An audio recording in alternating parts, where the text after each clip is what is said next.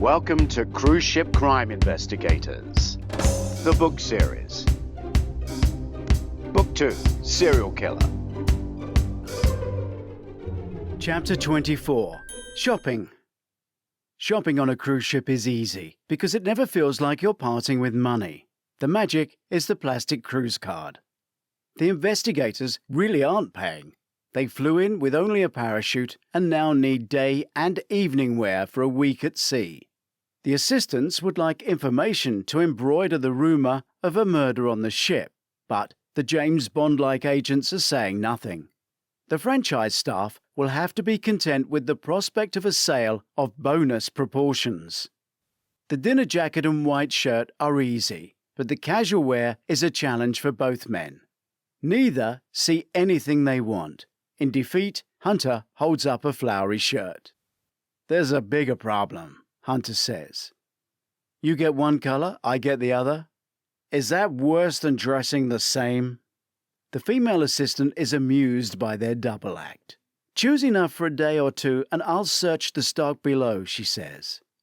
Ruby comes in and the assistant is gazumped. She walks the agents outside the shop.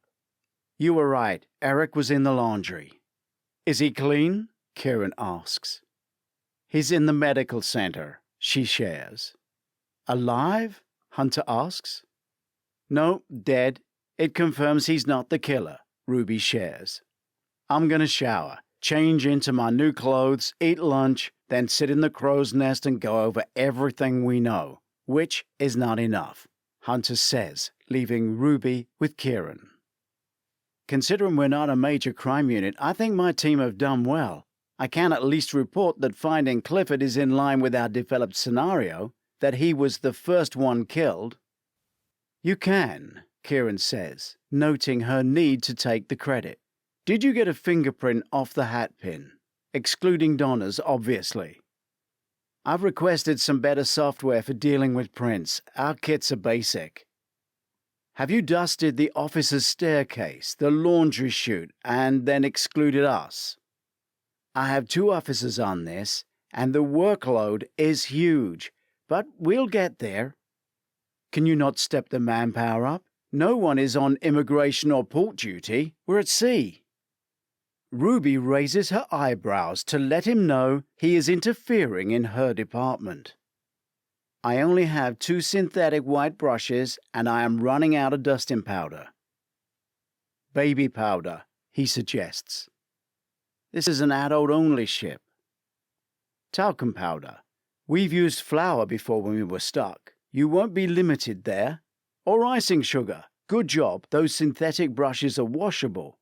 Do you reckon the kitchen might have a dusting brush or 2 they could lend your team?" "Our team," she says. "I'll investigate that so they can get the laundry chute working again. Nothing on a ship can stop for long." "Should we have dinner later?" he asks. "I don't think so." Chapter 25, Vortex. Mary reaches down below the water and yanks her neighbour's drain cover up. Her rods are forced down and wriggled until the water begins to vortex away, with a rude glugging sound. Mary gives a wide smile of self-satisfaction. "Now you owe me for drain clearance." Despite the phone still ringing, Mary moves at her own speed back through the hole. "Sorry to keep you waiting. I've been real busy. Worked off my feet." "Can I quote you on that?" "Sure you can." "Can I get a quote from you regarding claims on social media that there is a serial killer on a world cruise ship currently in the Pacific?" "Sure you can." Mary smiles. "What is going on out there?" "Bert and Lee were taken out to the mid-Pacific in a superfast jet, were dropped into the ocean using Special Forces parachutes. Now they're on it. No worries." "That's fantastic. What are their full names?" "Oh, that's Reynolds and Majors." "And your name?" "Wild Mary." "And you work at the Cruise Crime Investigators?" "I'm at Wild Mary's breakfast bar next door. Everything goes through me. you want news, you come down here and wait in line at the breakfast bar like all the other photographers and news gatherers. I gotta go talk to the others. I'm coming, she says to no one. The phone hits the cradle with a heavy hand and rings instantly. Biting her lip, she calmly answers, but ready with a barrage. CSCI, she says, slowly working every initial, then giving a self-pleased nod. Who's that speaking? A deep voice asks. That's nice of you to ask. My name's Mary. Who are you? Dwight. My name's Dwight, Mary. I run your office on Dodge Island. Hey, Dwight. Nice to speak with you, but hear me out, Central Office. Crimes were in the middle of the ocean, right? Miami ain't the center of the Pacific. Good point, Mary. We're gonna get on fine. Well, they ain't here, Mary says. I heard you on that, Mary. They're in the ocean. I got the computer here. Every bit of information goes in, and eventually, I hope, an answer comes out. So, if you have anything I can put in... Yes, Dwight. At Wild Mary's Diner next door to the office, we do the best food, breakfast, lunch, and supper. You're welcome working here, and I might just teach you to jive. I'm not sure you could, Mary. Not sure anyone could. You come down here and meet Mary. I can get anyone to jive. In a chair? If it's got wheels, you get down here, I'll spin you around. Mary puts the phone down and walks back to the hole in the wall to see the draining water slowly revealing a messy floor. You're gonna pay for this cleanup. Chapter 26. CSCI. Hunter sits next to the handicraft class, observing the workings of the murder lounge. Light classical music plays on the address system. He is dressed casually in new attire, has a craft beer on the table to his side, and he is reading. The book on serial killers is hidden inside a large thinner book on the island of Fiji. He looks from an unlisted knitter-natter group by the window to the bar that has no guests sitting on the stools that surround it. The patrolling waitress latches on to Kieran as soon as he enters, and she shadows him to the table Hunter is sat at. Snap, she says in fun. They are both wearing the same new shirt, but in different colors. The American shakes his head in disgust. I could go and change, Kieran offers. Good idea. Kieran points to Hunter's beer and indicates 2 more. He offers the waitress a smile and his cruise card, which she swipes. There's no fashion police in here, Kieran says, sitting. Are you getting some kind of gratification from this? Hunter asks. Interesting you should ask that, because it's given me an idea.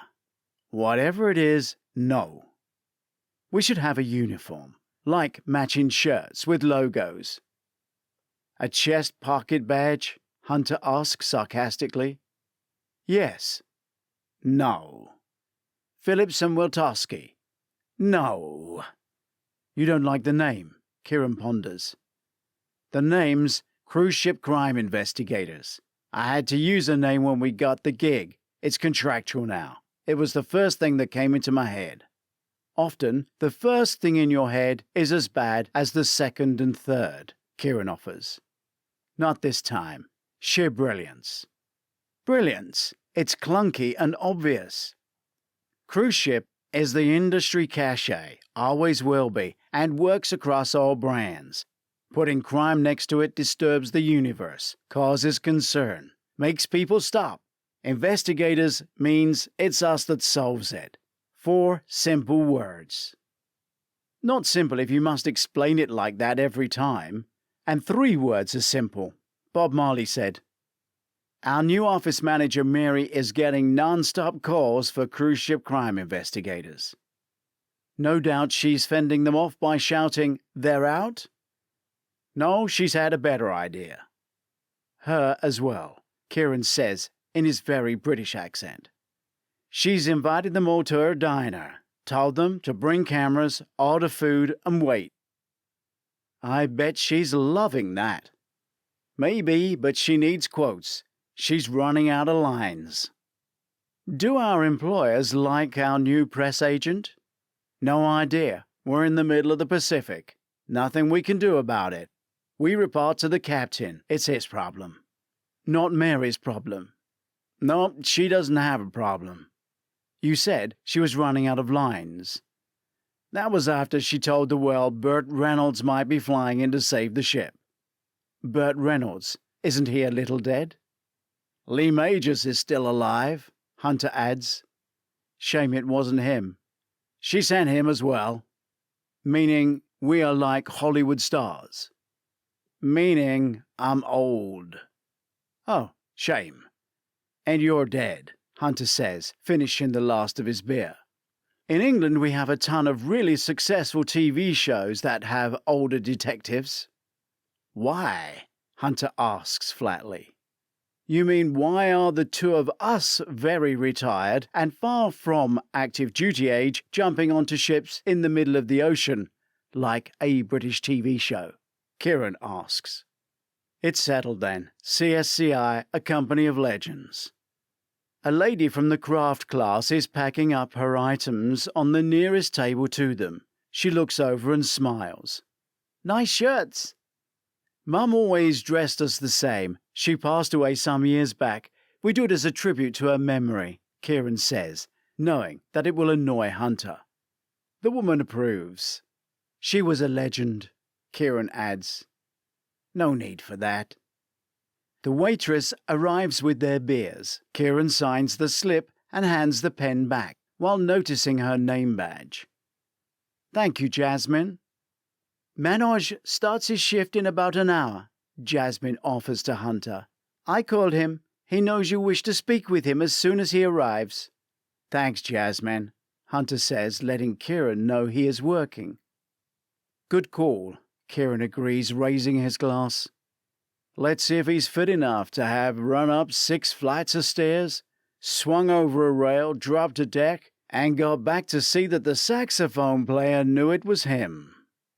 You don't like Bogdan for it? No, he's dead, Hunter says. I'm not sure I like any of it.